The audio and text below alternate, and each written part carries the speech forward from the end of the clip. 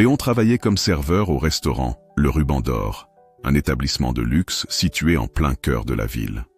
Depuis qu'il avait été engagé il y a 3 ans, il s'était efforcé de gravir les échelons. Aimable, discret et méticuleux, Léon était apprécié des habitués autant que de ses collègues. Mais cette journée particulière allait tout changer.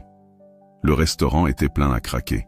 Les rires, les conversations étouffées par la musique douce, les tintements de couverts, tout formait une ambiance élégante mais oppressante pour les serveurs courant d'une table à l'autre.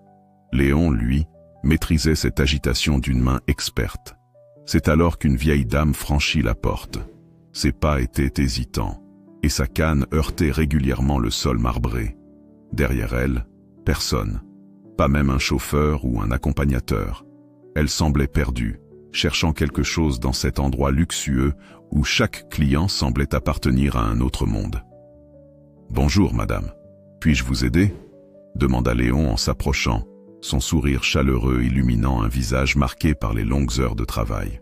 « Je cherchais un endroit pour m'asseoir, mais je n'ai pas de réservation. Je voulais juste un peu de repos. » Ses yeux étaient fatigués, mais remplis de douceur. Elle n'avait pas l'air d'avoir mangé depuis un moment. En jetant un regard rapide vers le gérant, Léon se décida. Il installa la dame à une petite table près de la fenêtre, un coin tranquille et isolé. « Ne vous inquiétez pas, madame. Je vous apporterai quelque chose de chaud. » La vieille dame sembla soulagée. Léon lui apporta une soupe fumante accompagnée d'une part de pain frais. Bien qu'il s'agissait d'un geste interdit par le règlement, il ne pouvait pas rester indifférent. Quelques heures plus tard, alors que la vieille dame avait quitté les lieux après l'avoir chaleureusement remerciée, Léon fut convoqué dans le bureau du gérant. L'ambiance y était glaciale. « Léon !» lança sèchement Monsieur Caron, le directeur du restaurant. « Expliquez-moi ce que vous avez fait cet après-midi. » Léon sentit son estomac se nouer. « J'ai aidé une vieille dame. Elle avait l'air perdue et fatiguée. Alors je lui ai offert un peu de soupe. » « Offert ?» L'éclat de voix du gérant résonna dans la petite pièce. « Dans cet établissement, on ne fait pas de charité. Chaque plat, chaque boisson, chaque geste a un coût. Et vous avez décidé de prendre cette initiative sans m'en parler. Monsieur Caron, c'était une vieille dame. Elle n'aurait pas pu se payer ce repas, et elle n'allait pas bien. Je pensais juste faire ce qui était juste. Ce qui est juste, c'est de suivre les règles. Vous m'avez mis dans une situation intolérable. Nous avons une image à maintenir. Et pour cela, vous êtes renvoyé. » Les mots tombèrent comme un coup près. Léon resta figé, incapable de croire ce qu'il venait d'entendre. « Vous plaisantez? Pour une soupe? Sortez d'ici avant que je ne vous fasse escorter par la sécurité. » Léon quitta le bureau sous les regards curieux des autres employés. Le monde semblait soudainement devenir plus petit, plus cruel. Tout cela pour avoir simplement voulu aider une dame âgée. Dévasté, Léon errait dans les rues sans but. L'angoisse de se retrouver sans emploi l'étouffait.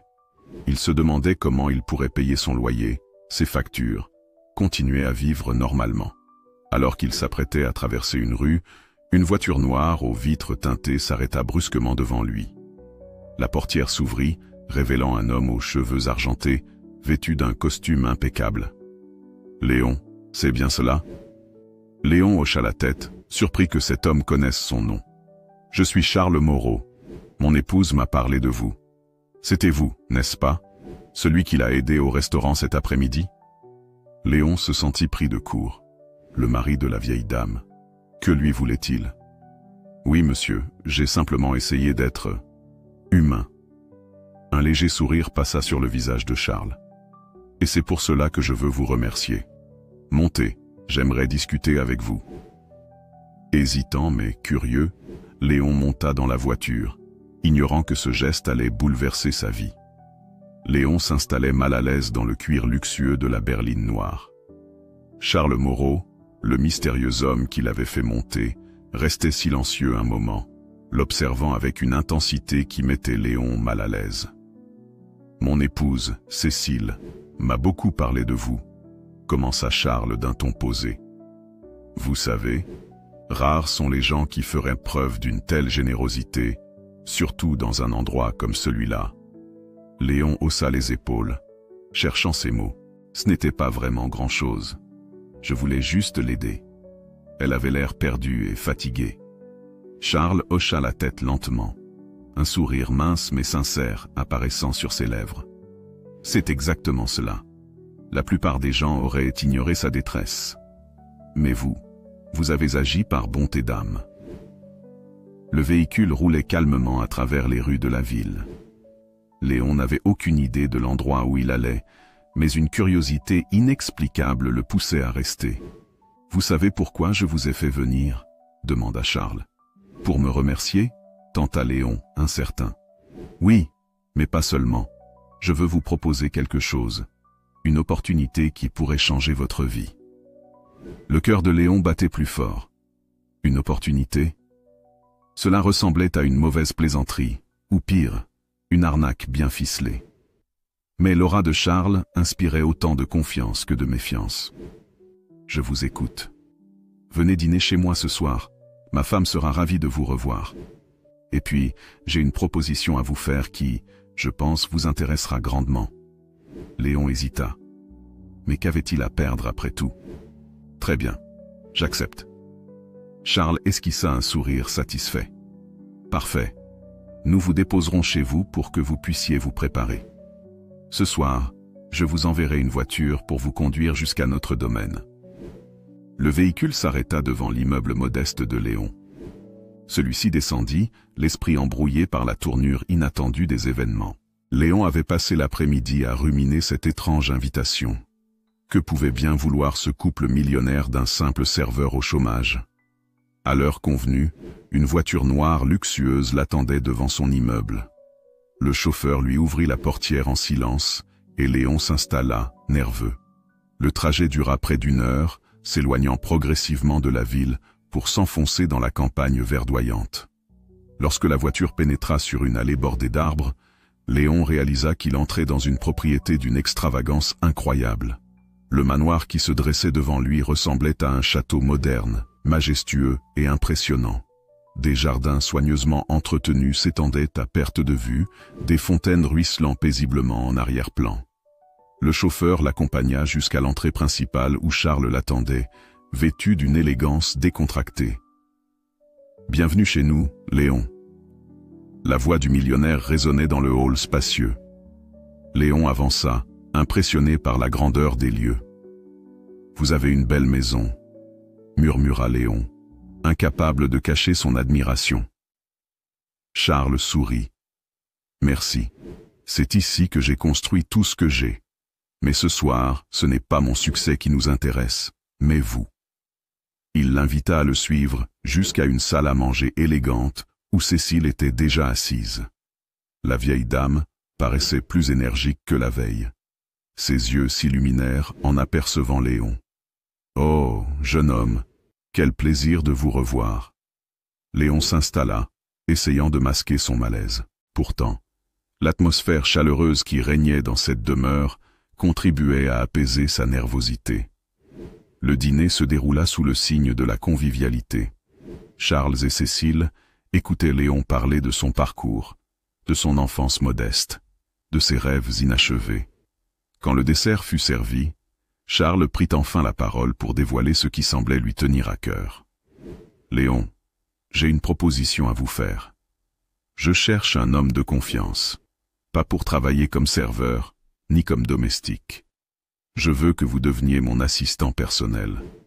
Un homme qui m'accompagne dans des affaires particulières, délicates, parfois complexes. » Léon fronça les sourcils, ne comprenant pas exactement où il voulait en venir. « Vous êtes millionnaire, monsieur Moreau. Pourquoi moi? » « Parce que je crois au potentiel que je vois en vous. Vous avez fait preuve d'intégrité, de courage et d'humanité. Ce sont des qualités rares, et je pense que vous pourriez m'aider à accomplir quelque chose de bien plus grand que ce que vous imaginez.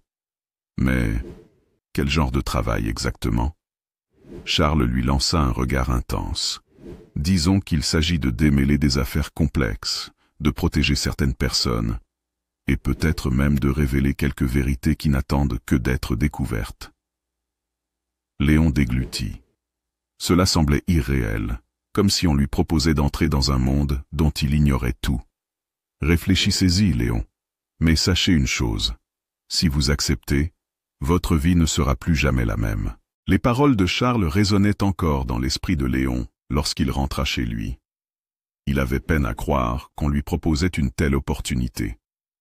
Mais au-delà de l'opulence et des mots bien choisis, quelque chose le troublait profondément. Il se tourna et se retourna dans son lit, incapable de trouver le sommeil. Que pouvait-il bien attendre de lui? Ce n'était pas un emploi classique qu'on lui offrait. Charles semblait vouloir l'entraîner dans quelque chose de plus vaste, de plus complexe. Le lendemain matin, Léon trouva une lettre déposée devant sa porte. Le papier de qualité et l'écriture soignée n'avaient rien de commun. Léon, prenez le temps qu'il vous faut pour réfléchir. Cependant, sachez que certaines opportunités ne se présentent qu'une fois dans une vie. Ce soir, à 18 h, une voiture vous attendra. Si vous décidez de venir, alors vous aurez fait votre choix. Bien à vous, Charles Moreau. Léon passa la journée à hésiter, son téléphone en main, prêt à composer un numéro qui lui était désormais familier. Mais il n'y parvint pas. Une part de lui savait déjà ce qu'il allait faire. À 18 h précises, la voiture noire était là. Léon y monta sans un mot. Le chauffeur, aussi silencieux qu'une ombre, le conduisit jusqu'au manoir. Cette fois, Léon n'éprouvait plus la même nervosité, plutôt une détermination froide. Charles l'accueillit dans son bureau personnel, une vaste pièce remplie de livres anciens, de tableaux majestueux et de reliques exotiques qui semblaient raconter une histoire à elle seule. « Je vois que vous avez décidé de venir », dit Charles avec un sourire satisfait. « J'ai réfléchi. Si vous êtes sincère dans votre offre, alors je veux savoir ce que vous attendez exactement de moi. » Hocha la tête lentement. « Très bien. Installez-vous. » Ils prirent place autour d'un bureau massif en acajou. Charles ouvrit un tiroir et en sortit un dossier qu'il plaça devant Léon. « Je ne vais pas vous mentir, Léon. Ce que je vous demande est loin d'être simple. Il s'agit d'aider des gens, mais pas de la manière dont vous pourriez l'imaginer. »« Que voulez-vous dire ?»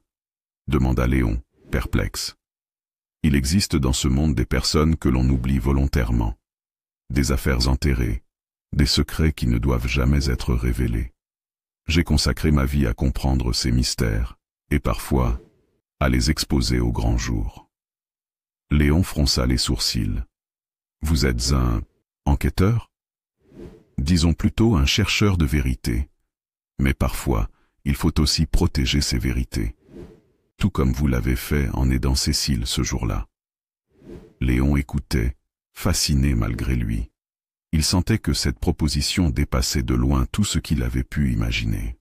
« Je vais être franc avec vous, Léon, » poursuivit Charles.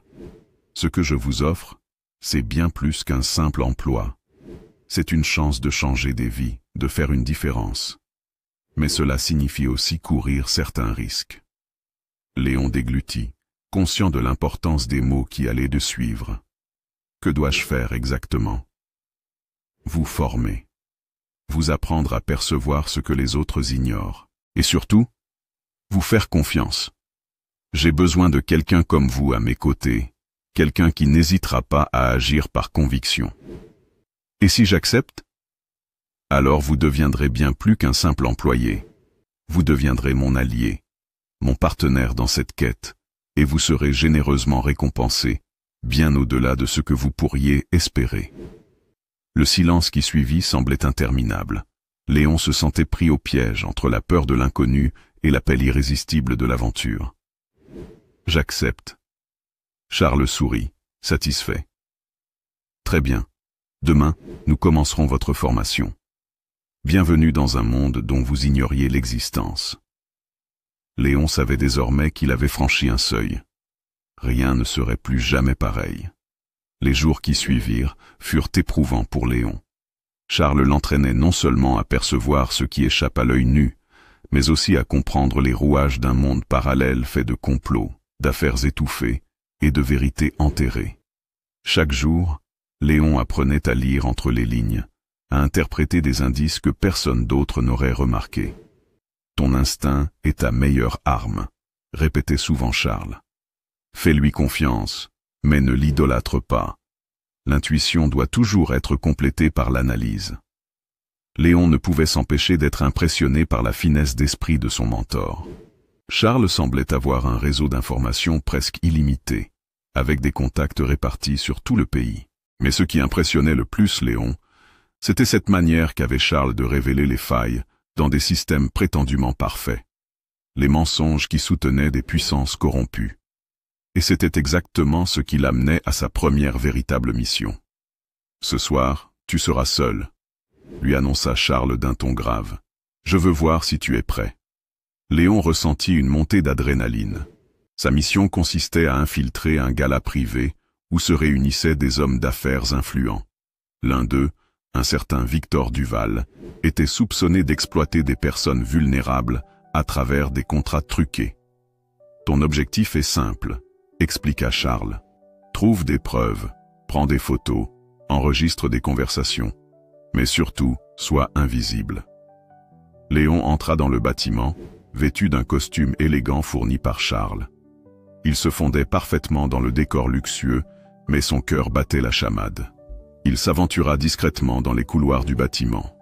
Après de longues minutes d'attente, il réussit à capter une conversation troublante entre Victor Duval et un de ses associés. Léon enregistra tout. Mais alors qu'il s'apprêtait à quitter les lieux, une main se posa sur son épaule. « Vous êtes perdu, monsieur ?» Léon se retourna pour faire face à un agent de sécurité au regard suspicieux. Tout allait basculer. Le regard de Léon plongea dans celui de l'agent de sécurité. Un mensonge bien placé et un calme fin lui permirent de s'en tirer de justesse. De retour au manoir, Charles l'attendait, un sourire satisfait sur les lèvres. « Tu as réussi, de justesse, » répondit Léon, encore essoufflé par la tension. « J'ai cru que c'était fini pour moi. Et pourtant, tu t'en es sorti. C'est la seule chose qui compte. » Léon réalisa alors que cet univers le fascinait autant qu'il l'effrayait. Il voulait en savoir plus. Découvrir jusqu'où ce chemin allait le mener. Maintenant, il est temps que tu apprennes à perfectionner ton art, conclut Charles.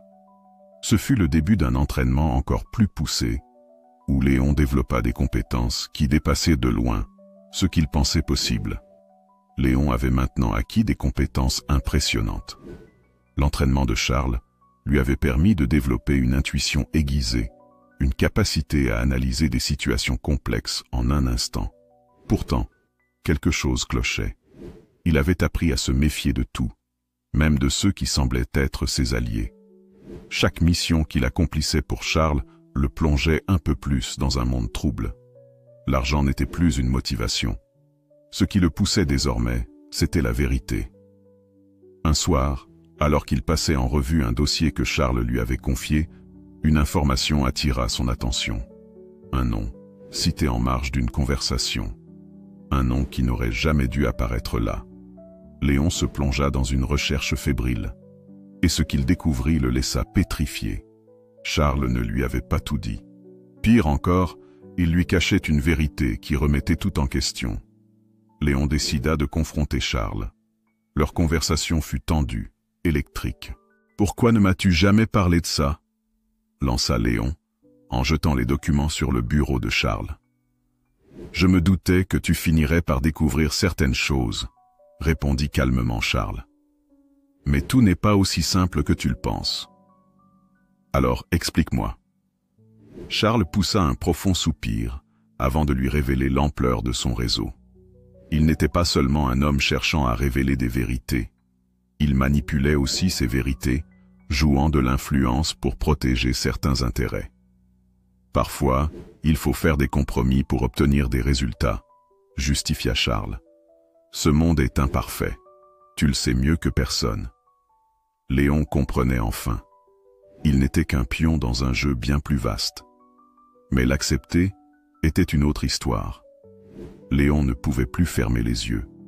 Il décida d'agir par lui-même, de rechercher la vérité sans filtre, sans manipulation, Sa quête le mena à découvrir des choses que même Charles ignorait. Des réseaux criminels encore plus vastes, des manipulations politiques d'une envergure inimaginable.